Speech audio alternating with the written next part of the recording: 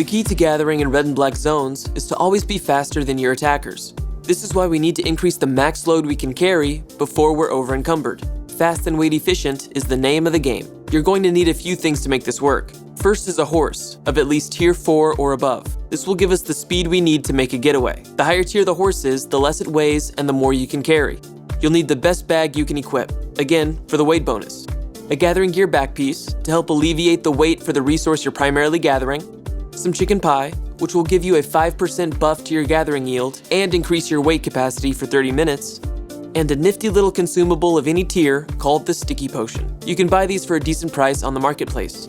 Your armor can vary. If you want to fight back in case you're caught, you're fine with your combat gear. But if you want the most yield, gathering gear is the way to go. Keep in mind, gathering gear has a number of getaway options. The only downside is that if you look like a gatherer, you put a target on your back. If you look like you're ready to fight, no one is going to chase you down. Gankers want an easy kill. If you make it difficult, they won't push back on the attack. So for weapons, I'm currently using the sword family for the interrupt and hamstring abilities. But weapons that can apply slow to your enemies like frost staves and provide getaways to you like the dash ability on daggers are great options.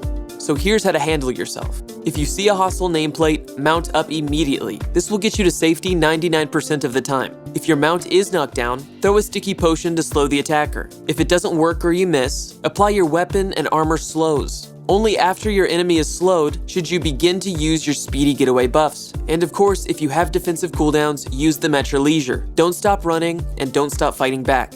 It only takes a second for a friendly player or guild to show up out of nowhere and back you up. It happens. Even with all this prep, you aren't invincible. You're still at risk of getting killed. So here's a few rules to live by. Never go above 100% weight. It'll slow down your horse and predators will catch up to you far too easily. Farm adjacent to yellow zones. If you need to make a quick getaway, get to a yellow zone ASAP. That will minimize your losses. If you're killed, you'll only lose a handful of resources, instead of your whole loadout and inventory.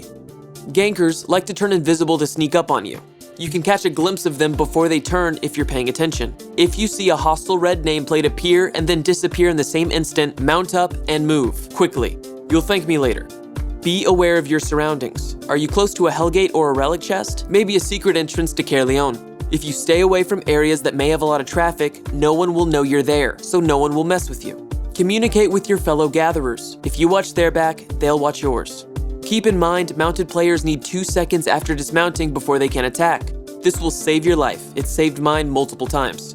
The less amount of players farming in red and black zones assure you there's actual nodes for you to gather from. Once you get a taste of this, you won't go back to yellow zones. I hope this helps you get over that tier 5, tier 6 hump. If anyone has any advice, it's always welcome in the comments. See you later.